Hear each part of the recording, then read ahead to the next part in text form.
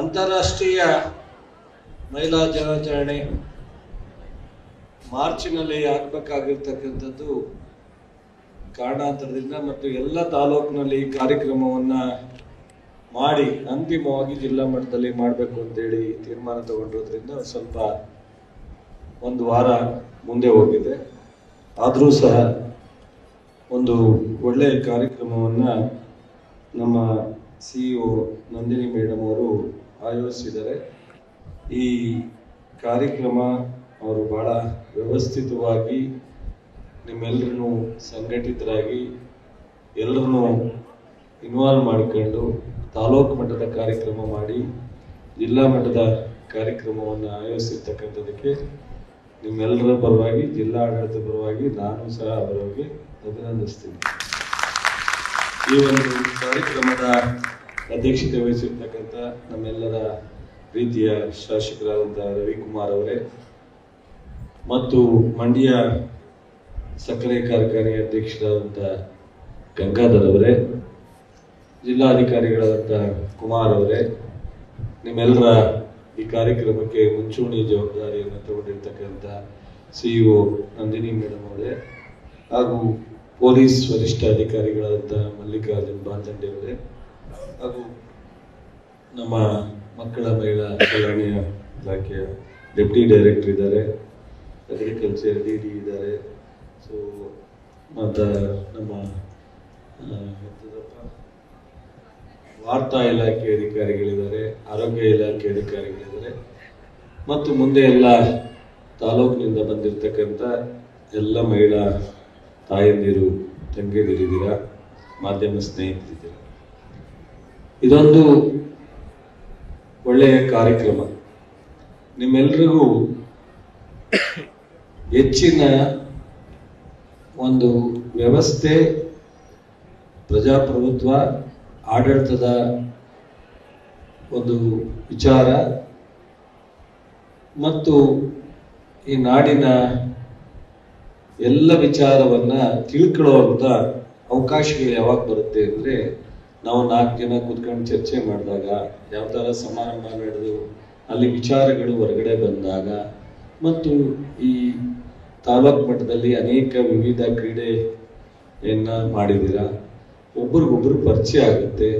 ನಾಗಮಂಗಲದವ್ರು ಮಳವಳ್ಳಿಗೆ, ಮದ್ದೂರವರು ಶ್ರೀರಂಗಪಟ್ಟಣಕ್ಕೆ ಪರಿಚಯ ಆಗುತ್ತೆ, ವಿಶ್ವಾಸ ಬೆಳೆಯುತ್ತೆ. ಅಲ್ಲಿ ಏನು ವ್ಯವಸ್ಥೆ, ಅಲ್ಲಿ ಏನು ನಡೀತಾ ಇದೆ, ಇಲ್ಲೇನು ನಡೆಯುತ್ತೆ, ಈ ಥರದ್ದೆಲ್ಲ ವಿಚಾರವನ್ನ ಒಬ್ರಿಗೊಬ್ಬರಿಗೆ ವಿನಿಮಯ ಮಾಡ್ಕೊಂಡ್ರೆ ನಿಮಗೆ ಒಂದು ಮುಂದಿನ ದಿನದಲ್ಲಿ ನಿಮ್ಗೆ ಅವಕಾಶ ಸಿಕ್ಕಿದಾಗ ಅದರ ಜವಾಬ್ದಾರಿಯನ್ನು ನಿರ್ವಹಣೆ ಮಾಡ್ತಕ್ಕಂಥದ್ದು ಸಹ ನಿಮ್ಗೆಲ್ರಿಗೂ ಗಟ್ಟಿಯಾಗಿ ಬರುತ್ತೆ.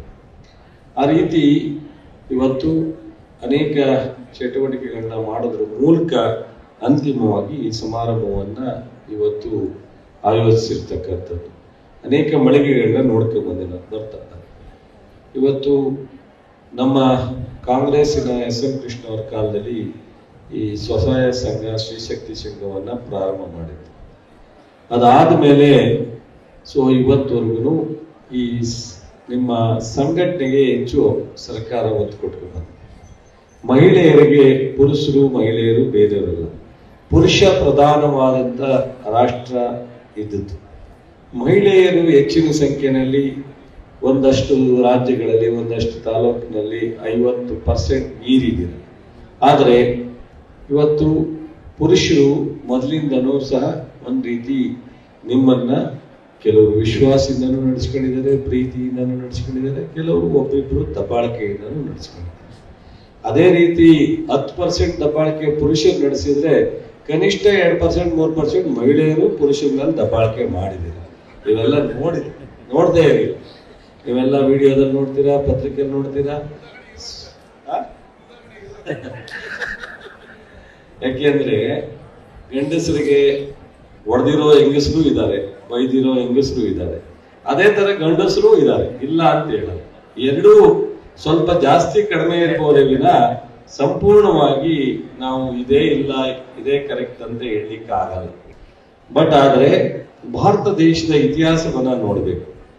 ಶಿವ ಅವರೇ ಮೂಲ, ಬ್ರಹ್ಮನಿಗಿಂತ ಶಿವನೇ ಮೂಲ. ಬ್ರಹ್ಮ ಸೃಷ್ಟಿಕರ್ತ ಆದ್ರೂ ಶಿವ ಎಲ್ಲವನ್ನೂ ಒಂದು ಅಧಿಪತ್ಯ ನಡೆಸ್ತಕ್ಕಂಥವ್ರು. ಆದರೆ ಪಾರ್ವತಿ ಆದಿಶಕ್ತಿ ಇದ್ದಾಳಲ್ಲ, ಅವರಿಗೆ ಇರ್ತಕ್ಕಂಥ ಶಕ್ತಿ ಶಿವನಿಗೂ ಇರಲಿಲ್ಲ. ಪಾರ್ವತಿ ಅಷ್ಟು ಮಹಾನ್ ಶಕ್ತಿ. ಅವತ್ತೇ ಸಾಮಾನ್ಯ ಮಹಿಳೆಗೂ ಆ ಪಾರ್ವತಿಗೆ ಇರ್ತಕ್ಕಂಥ ಶಕ್ತಿ ಇದೆ ಅನ್ನೋದನ್ನ ಅನೇಕ ಪುರಾಣ ಕಥೆನಲ್ಲಿ ನಾವು ನೋಡಿದೀವಿ, ಕೇಳಿದೀವಿ. ಎಂಥ ಮಹಿಳೆಯನ್ನು ನಾನು ಮಾಡಲೇಬೇಕು, ಈ ಸಾಧನೆ ಮಾಡಲೇಬೇಕು ಅಂತೇಳಿ ಪ್ರಯತ್ನ ಮಾಡಿದ್ರೆ ಸಾಧನೆ ಮಾಡಲಿಕ್ಕೆ ಅವಕಾಶ ಇದೆ ಅನ್ನೋದನ್ನ ನಾವು ಪುರಾಣ ಇತಿಹಾಸದಲ್ಲಿ ಸಹ ನೋಡಿದ್ವಿ. ಇವತ್ತು ನಿಮ್ಮ ಮುಂದೆ ಕೂತಿರ್ತಕ್ಕಂಥ ನಂದಿನಿ ಅವರು IAS ನಲ್ಲಿ ಅವರ ಬ್ಯಾಚ್ನಲ್ಲಿ ಅವರೇ ನಂಬರ್ 1. ಅದಕ್ಕೋಸ್ಕರ ಅವರಿಗೆ ಕರ್ನಾಟಕದವರಾಗಿ ಕರ್ನಾಟಕದಲ್ಲಿ ಸಿಕ್ಕಿದೆ. ಅವ್ರಿಗೆ ರ್ಯಾಂಕ್ ಕಡಿಮೆ ಇದ್ರೆ ಮಹಾರಾಷ್ಟ್ರಕ್ಕೋ ಗುಜರಾತ್ಗೋ ಕೇರಳಕ್ಕೋ ಹಾಕೋರು. ಇದು ಕರ್ನಾಟಕದಲ್ಲೇ ಸಿಕ್ಕಿರ್ಲಿಕ್ಕೆ ಅವರು ಹೈಯೆಸ್ಟ್ ಅವರ ಬ್ಯಾಚ್ ನಲ್ಲಿ ಇಂಟು ಮಾಡಿದಂಥದ್ರಲ್ಲಿ ಅವರೇ ನಂಬರ್ 1 ಇರ್ತಕ್ಕಂಥ.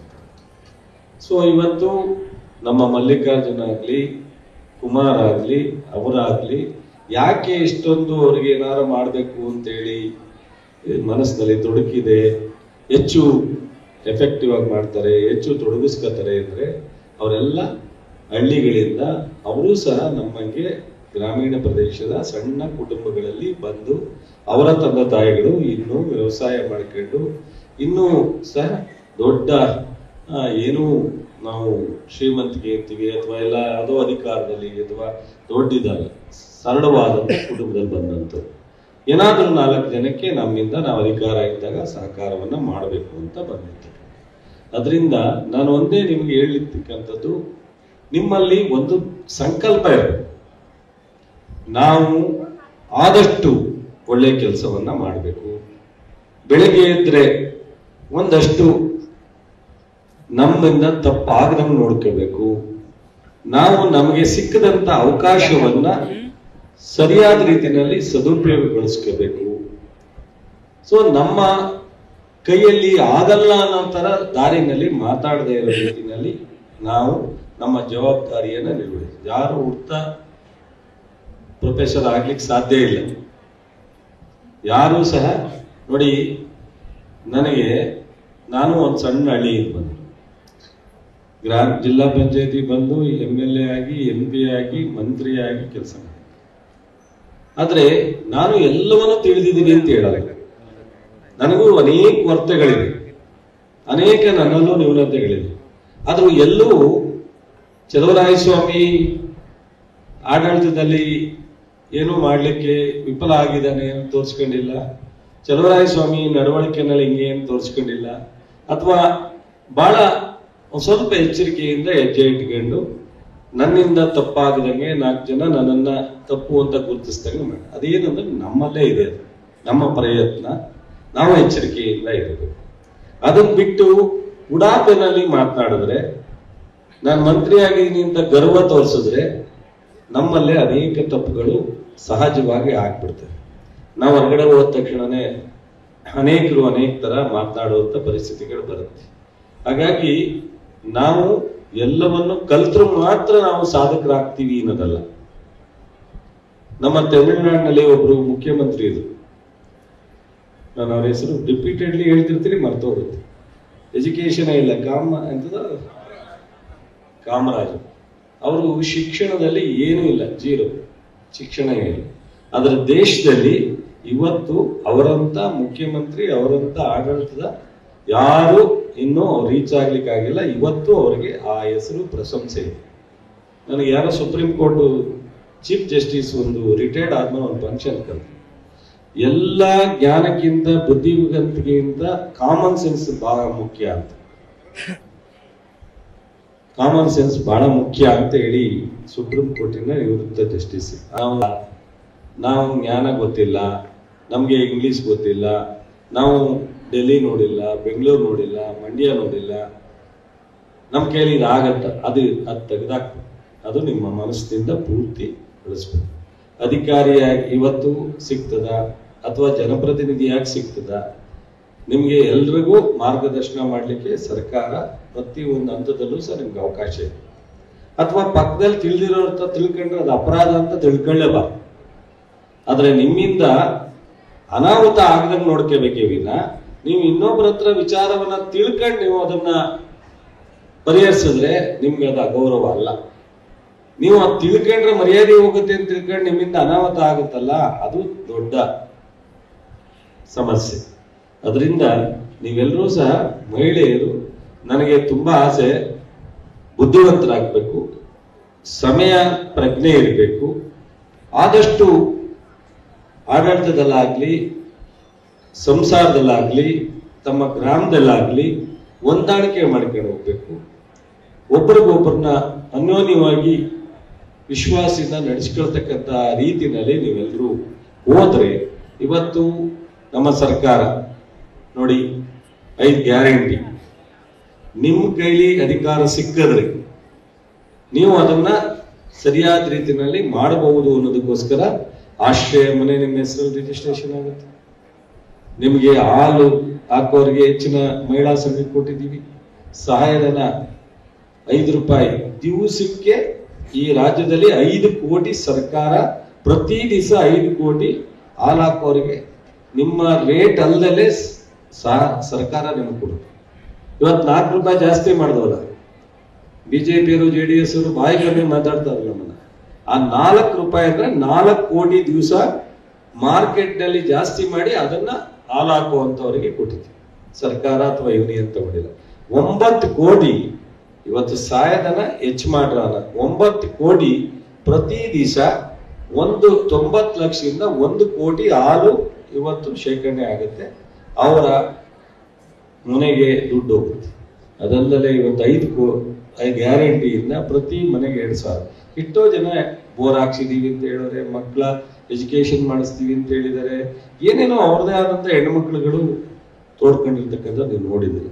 ಇವತ್ತು ಕರೆಂಟ್ ಫ್ರೀ ಇರ್ತಕ್ಕಂಥದ್ದು, ಬಸ್ಸಲ್ಲಿ ಓಡಾಡ್ತಕ್ಕಂಥದ್ದು, ನಮ್ಮನ್ನು ಎಷ್ಟೆಲ್ಲ ಟಿಕೆಟ್ ಟಿಪ್ಟಿ ನಡೆದಿದ್ದೇವೆ ರಾಜ್ಯದಲ್ಲಿ 5 ಗ್ಯಾರಂಟಿ ಕೊಡಿ. ಮೋದಿಯವರಿಂದ ಹಿಡಿದು ಬಿಜೆಪಿಯವರು ಜನತಾ ದಳದಲ್ಲೂ. ಸೊ ನಮ್ಮ ಇಲ್ಲಿ MP ಅವರೇ ಹೆಣ್ಮಕ್ಳಿಗೆ ಬಸ್ ಚಾರ್ಜ್ ಫ್ರೀ ಮಾಡಿ ಹೆಣ್ಮಕ್ಳನ್ನ ದಾರಿ ತಪ್ಪಿದ್ರು ಅಂತೆಲ್ಲ ಹೇಳಿದ್ರು, ಗೊತ್ತಿರ್ಬೇಕಲ್ಲ ನಿಮ್ಗೆ. ಸೊ ಆ ತರದ ಅನೇಕ ಟೀಕೆ ಟಿಪ್ಪಣಿಗಳು ನಾವು ಓದಿದ್ವಿ. ಹೆಣ್ಣು ಮಕ್ಳಿಗೆ ಸಹಾಯ ಮಾಡಿ ಈ ತರ ಎಲ್ಲ ವ್ಯತ್ಯಾಸ ಆಯ್ತು ಅನ್ನೋದನ್ನು ಸಹ ನಾವು ಕೇಳಿದ್ವಿ. ಮೋದಿಯವರು ಸರ್ಕಾರನೇ ಬರಬಾರ್ದಾಗತ್ತೆ ಅನ್ನೋದನ್ನು ಸಹ ನಾವು ಕೇಳಿದ್ವಿ. ಇದೆಲ್ಲ ಇದ್ರೂ ಸಹ ನಿಮಗೆ ನಾವು ಎಲ್ಲ ತರದ ಸೌಲಭ್ಯವನ್ನ ಕೊಟ್ಟಿದ್ವಿ. ನಿಮ್ಮ ಮಕ್ಕಳಿಗೆ ಓದಿಕ್ಕೆ ಎಷ್ಟು ಸಾಧ್ಯನೋ ಅಷ್ಟೆಲ್ಲವೂ ಶಿಕ್ಷಣದಲ್ಲಿ ಒತ್ತು ಕೊಟ್ಟಿದ್ದೀವಿ. ಸೊ ಇವತ್ತು ಮಹಿಳೆಯರಿಗೆ ನಮ್ಮ ಕೃಷಿ ಇಲಾಖೆಯಲ್ಲಿ ಇರ್ಬೋದು, ಮಹಿಳಾ ಮಕ್ಕಳ ಕಲ್ಯಾಣ ಇಲಾಖೆಯಲ್ಲಿ ಇರ್ಬೋದು, ಶಿಕ್ಷಣ ಇಲಾಖೆಯಲ್ಲಿ ಇರ್ಬೋದು, ಸಮಾಜ ಕಲ್ಯಾಣ ಇಲಾಖೆಯಲ್ಲಿ ಇರ್ಬೋದು, ಅನೇಕ ಕಾರ್ಯಕ್ರಮಗಳನ್ನ ಮಹಿಳೆಯರಿಗೆ ನಾವೆಲ್ಲ ಕೊಟ್ಟಿದ್ದೀವಿ. ನಿಮಗೆ ಗಟ್ಟಿ ಆಗಬೇಕು. ಇವತ್ತು ಶಿಕ್ಷಕರು 50% ನೇಮಕಾತಿ ಇದೆ. ಇವತ್ತು ಹಿಂದೆ ಮನಮೋಹನ್ ಸಿಂಗ್ ಇದ್ದಾಗಲೇ ಮಹಿಳಾ ರಿಸರ್ವೇಶನ್ ಮೂವ್ ಆಗಿತ್ತು. ಅನೇಕ ಕಾರಣಗಳಿಂದ ಉತ್ತರ ಭಾರತದ ಕೆಲವು ರಾಜ್ಯಗಳು ಅಡೆತಡೆಯಿಂದ ಇಲ್ಲಿ ಗಂಟ ಬಂತು. ಇವಾಗ ಪಾರ್ಲಿಮೆಂಟ್ ಅಲ್ಲಿ ಕಳೆದ ಬಾರಿ ಪಾಸ್ ಆಗಿದೆ. ಅದಕ್ಕೆ ರೂಪರೇಷೆಗಳು ಕೊಡ್ಬೇಕಷ್ಟೇ ಬಿಟ್ರೆ 100ಕ್ಕೆ 100 ಇವತ್ತಲ್ಲ ನಾಳೆ, 28ಕ್ಕಲ್ಲ 29ಕ್ಕೆ ಅಥವಾ 33ಕ್ಕೆ 100ಕ್ಕೆ 100 ರಾಜ್ಯದಲ್ಲಿ ಲೋಕಸಭೆ ಮತ್ತು MLAಗೆ ರಿಸರ್ವೇಶನ್ ಬರುತ್ತೆ. ಅಷ್ಟೊಂದು ನೀವು ತಯಾರಾಗಬೇಕಲ್ಲ. ಗ್ರಾಮ ಪಂಚಾಯತಿನಲ್ಲಿ, ತಾಲೂಕ್ ಪಂಚಾಯತಿನಲ್ಲಿ, ಜಿಲ್ಲಾ ಪಂಚಾಯತಿನಲ್ಲಿ ಇವತ್ತು ನೀವು ನಿಭಾಯಿಸ್ಲಿಕ್ಕೆ ಇನ್ನು ಹಿಂದೆ ಮುಂದೆ ನೋಡಿದ್ರೆ ಶಾಸಕರಾಗಿ ಲೋಕಸಭಾ ಸದಸ್ಯರಾಗಿ ನಿಭಾಯಿಸುವಂತ ಶಕ್ತಿ ಇವತ್ತೇನೋ ಕಡಿಮೆ ಇದೆ. ನಮ್ಮ ದಾವಣಗೆರೆ ಪ್ರಭಾವತಿಯವರು ಅಂತ ಬಹಳ ಚೆನ್ನಾಗಿ ಲೋಕಸಭೆಯಲ್ಲಿ ಮಾತನಾಡ್ತಾರೆ, ಕೆಲಸ ಮಾಡ್ತಾರೆ. ಅದೇ ರೀತಿ ಅನೇಕ ನಮ್ಮ ಪ್ರಿಯಾಂಕಾ ಗಾಂಧಿಯರಿದ್ದಾರೆ, ಅನೇಕ ಬಿಜೆಪಿನಲ್ಲಿ ಬೇರೆ ಬೇರೆ ಪಾರ್ಟಿನಲ್ಲಿ ಮಹಿಳೆಯರು ಬಹಳ ಪಾರ್ಲಿಮೆಂಟ್ ನಲ್ಲಿ ಮಾತನಾಡೋದು ನೋಡಿದಿದೆ ತುಂಬಾ. ಮತ್ತು ನಮ್ಮ ಶರದ್ ಪವಾರ್ ಮಗಳು, ಬಹಳಷ್ಟು ಮಹಿಳೆಯರು ಸಹ ಎಲ್ಲ ಪುರುಷರಿಗಿಂತ ಒಂದು ಹೆಜ್ಜೆ ಮೀರೋಗಿ ಅವರೆಲ್ಲ ಕೆಲಸ ಮಾಡ್ತಾ ಇದ್ದಾರೆ. ಸೊ ನೀವು ಸಹ ಆ ರೀತಿ ಮುಂದಿನ ದಿನಗಳಲ್ಲಿ ಲೋಕಸಭೆಗೆ ಅಸೆಂಬ್ಲಿಗೆ ಹೋದಾಗ ನೀವು ಪ್ರತಿನಿಧಿಸ್ತಕ್ಕಂಥ, ಆಡಳಿತ ಮಾಡ್ತಕ್ಕಂಥ ಜ್ಞಾನವನ್ನ, ಪರಿಸ್ಥಿತಿಯನ್ನು ನಿರ್ಮಾಣ ಮಾಡಿಕೊಳ್ಳತಕ್ಕಂಥದ್ದು ಇವತ್ತು ನೀವು ಇನ್ನು 5 ವರ್ಷ ಅಥವಾ 10 ವರ್ಷದೊಳಗಡೆ 100ಕ್ಕೆ 100 MLAಗೆ MP ಗೆ ರಿಸರ್ವೇಶನ್ ಬರುತ್ತೆ. ಅದನ್ನ ನೀವೆಲ್ಲರೂ ಸಹ ಅವತ್ತು ಉಪಯೋಗವನ್ನ ಮಾಡಿಕೊಳ್ಳುವಂತ ರೀತಿಯಲ್ಲಿ ಆಗ್ಬೇಕು ಅಂದ್ರೆ ಈ ಅಂತಾರಾಷ್ಟ್ರೀಯ ಮಹಿಳಾ ದಿನಾಚರಣೆಯ ಒಂದು ಉಪಯೋಗ ನಿಮ್ಗೆ ಆಗುತ್ತೆ. ಸೊ ಮತ್ತೆ ಹೆಣ್ಣು ಮಕ್ಕಳು ಅಂದ್ರೆ ಒಂದು ಸಹನೆಯ ಸದ್ರೂಪ ಅಂತ ಹೇಳ್ತಾರೆ. ಎಂತೆಂಥ ಕಷ್ಟಗಳು ಬಂದರೂ ಸಹ ಅದನ್ನ ಸಹಿಸಿಕೊಂಡು ಸಂಸಾರವನ್ನ ನಡೆಸಿ ಮತ್ತು ನೀವು ಸಮಾಜವನ್ನ ಒಂದು ತಿದ್ದುಪಡಿ ಮಾಡತಕ್ಕಂಥ ಅನೇಕ ಪಾತ್ರ, ಒಂದು ಕುಟುಂಬದ ವ್ಯವಸ್ಥೆಲಾಗಲಿ ಗ್ರಾಮದ ವ್ಯವಸ್ಥೆಲಾಗಲಿ ಮಾಡಿದ್ರು. ಅನೇಕ ಮಹಿಳೆಯರು ತುಂಬಾನೇ ಕಷ್ಟಪಟ್ಟು ಬಹಳ ಒಂದು ಸಮಾಧಾನವಾಗಿ ಒಂದು ವ್ಯವಸ್ಥೆ ಇಡೀ ಕುಟುಂಬದ ತಗೊಂಡೋಗ್ತಕ್ಕಂಥ ಜವಾಬ್ದಾರಿಯನ್ನು ನಾವು ನೋಡಿದ್ವಿ. ಅದೇ ರೀತಿ ನಿಮಗೆ ಈ ನಮ್ಮ ಮನಸ್ವಿನಿ ಅಂತ ಹೇಳಿ ಒಂದು ಯೋಜನೆಯನ್ನು ಸಿದ್ದರಾಮಯ್ಯ ತಂದಿದೆ. ಮತ್ತು ಈ ಮಹಿಳೆಯರಿಗೆ ನಾವು ಎಲ್ಲ ಕಾರ್ಯಕ್ರಮವನ್ನ ಕೊಟ್ಟಾಗ ಸಾಕಷ್ಟು ವಿರೋಧವನ್ನ ನಾವು ನೋಡಿದ್ವಿ. ಆ ವಿರೋಧ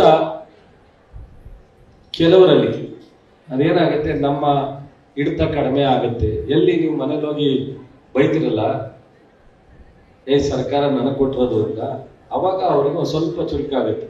ಏನಪ್ಪ ನಾವು ಗಂಡು ನಾವು ಹೆಂಡತಿ ಕೈಲಿ ನಾವು ಅನ್ನಿಸ್ಕೋಬೇಕಲ್ಲ, ನೀವು ಒಂದು ಸ್ವಲ್ಪ ಸಮಾಧಾನವಾಗಿ ನಾನು ಬೇರೆ ನೀನು ಬೇರೆ ಎಲ್ಲ ಒಂದೇ ನಡೆಯಪ್ಪ ಅಂತ ಅಂದರೆ ಅವಾಗ ಅವ್ರು ಯಾರು ನಮ್ಮನ್ನು ಬೈಯಲ್ಲ. ಸೊ ನೀವು ಒಂದು ಸ್ವಲ್ಪ ಆ ಥರ ಎಲ್ಲ ಒಂದು ಸ್ವಲ್ಪ ಒಬ್ಬಿಬ್ರು ಅಂದ್ಬಿಡ್ತೀರ, ಅವಾಗ ಅವರೆಲ್ಲ ಬಂದು ನಮಗೆ ಸಿಟ್ಟು ಮಾಡ್ಕೊಂಡು ಏನೇಳ ನೀವೆಲ್ಲ ಹೆಣ್ಮಕ್ಳಿಗೆ ಕಾರ್ಯಕ್ರಮ ಕೊಟ್ಬಿಟ್ಟು ನಮ್ಮನ್ನು ಮನೇಲಿ ಹೋದ್ರೆ ಬಾಯಿ ಬಂದಂಗೆ ಮಾತಾಡ್ತಾರೆ ಅಂತ. ಸೊ ಇದನ್ನೆಲ್ಲ ಆ ಥರ ಇದೆ. ಮತ್ತು ನಮಗೆ ಅಂತಾರಾಷ್ಟ್ರೀಯ ಮಹಿಳಾ ದಿನಾಚರಣೆ ಭಾಳ ಒಳ್ಳೆಯ ರೀತಿಯಲ್ಲಿ ಮಂಡ್ಯ ಜಿಲ್ಲೆಯಲ್ಲಿ ನಮ್ಮ CO, DC, SP ಅವರ ನೇತೃತ್ವದಲ್ಲಿ ಮಾಡಿದ್ದೀರಾ. ನಾನು ನಮ್ಮ ಶಾಸಕರು ಭಾಳ ಸಂತೋಷವಾಗಿ ಉದ್ಘಾಟನೆ ಮಾಡಿದ್ದೀವಿ. ನಿಮ್ಮೆಲ್ಲರಿಗೂ ಸಹ ಶುಭವನ್ನು ಹಾರೈಸ್ತಾ ಇದ್ದೀವಿ. ಈ ಜಿಲ್ಲೆನಲ್ಲಿ ನೀವೆಲ್ಲರೂ ಸಹ ಸಬಲೀಕರಣ ಆಗಬೇಕು, ನಿಮಗೆಲ್ಲ ಶಕ್ತಿಯನ್ನು ಬೆಳೆಸಬೇಕು. ನಿಮಗೆ ಆದಷ್ಟು ಸರ್ಕಾರದ ಸೌಲಭ್ಯಗಳನ್ನ ಕೊಡ್ತೀವಿ. ಇವತ್ತು ಕೃಷಿ ವಿಶ್ವವಿದ್ಯಾಲಯ ಮಾಡ್ತಾ ಇದ್ದೀವಿ. ಹೈನುಗಾರಿಕೆಯಲ್ಲಿ ಎಷ್ಟು ಸಾಧ್ಯ ಕೃಷಿನ ನಮ್ಮ ರೇಷ್ಮೆನಲ್ಲಿ ಇದೆಲ್ಲವನ್ನು ಹೆಚ್ಚೆಚ್ಚು ಪ್ರಗತಿ ಮಾಡ್ತೀವಿ. ನರೇಗಾದಲ್ಲಿ ಮೇಡಮ್ ಹೇಳಿದ್ದೀನಿ, ಈ ವರ್ಷ ಇಡೀ ರಾಜ್ಯದಲ್ಲಿ ಕಳೆದ ವರ್ಷ 27ನೇ ಸ್ಥಾನ ಆಯಿತು. ಏನಾದರೂ ಮಾಡಿ ನಾವು ನಂಬರ್ 1 ಬರ್ತೀವೋ ನಂಬರ್ 5 ಬರ್ತೀವೋ ಮಾಡಬೇಕು ಅಂತ ಹೇಳಿದ್ದೀನಿ. ನೀವೆಲ್ಲರೂ ಸಹ ಅದರಲ್ಲಿ ಸಹಕರಿಸಬೇಕು.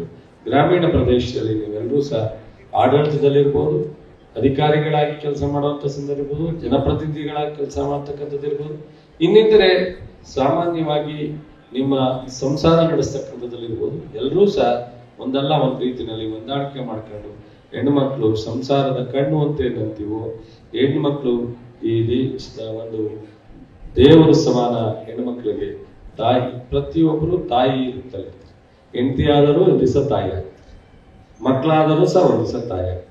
ಅಲ್ಟಿಮೇಟ್ ನೀವು ಪ್ರತಿಯೊಬ್ಬರು ಕೊನೆಗೆ ತಾಯಿಯಾಗೆ ನಿಮ್ಮ ಜೀವನವನ್ನ ಕೊನೆಗಳಿಸ್ತಾರೆ. ಅಲ್ಲಿಗೆ ಒಂದಷ್ಟು ಜನ ಗಂಡ ಹೆಂಡತಿ ಅನ್ಬೋದು, ಮಕ್ಕಳು ಅನ್ಬೋದು, ಆದರೆ ನನಗೊಬ್ಬರು ತಾಯಿ ಇದ್ದಾರೆ, ನನ್ನ ಹೆಂಡತಿಗೂ ತಾಯಿ ಅನ್ನೋರು ಇರ್ತಾರೆ.